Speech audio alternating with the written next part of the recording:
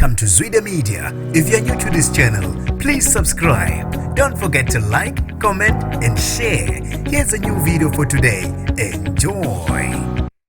Aphume umkhankaso amaciko eNingizimu Afrika ahlanganyela ekhasini leka-Twitter ukuba kuhlanganiswe imali ukuze kuzosizakala umculi uBonginkosi Dlamini owaduma ngelikaZola 7 ngeminyaka yama-90s kanye neyama-2000. Lo mculi okubika ukuthi impilo yakhe isesimeni esibucayi njengoba-ke engaphilile kahle neze neze. Bathi abafuna kuhlanganiswa imali ukuze kuzokwazi ukusizakala yena. Abantu abaningi bathinte kakhulu le ndaba khona lapha ey'nkundleni zokuxhumana ukuthi eNingizimu Afrika sibhekane nenkinga enkulu yokudlula kwamaciko. Bathi-ke kungani abantu bengamsizi uZola 7 ekubeni yena ngey'khathi zakhe wasiza abantu abahlukahlukene futhi-ke abaningi. Amaciko-ke aqoka ukuhlangana ehlanganisa imali ukuze ezokwazi ukutakula yena uBonginkosi Dlamini ethole usizo lezempilo. Baphinde baxeka kakhulu nomkhakha wezamaciko ukuthi kungani ungangeneleli. Bathi ngaso sonke isikhathi amaciko awanako kodwa umuntu uma esedlulile emhlabeni bayaye besukumele phezulu besho khona ukumhlonipha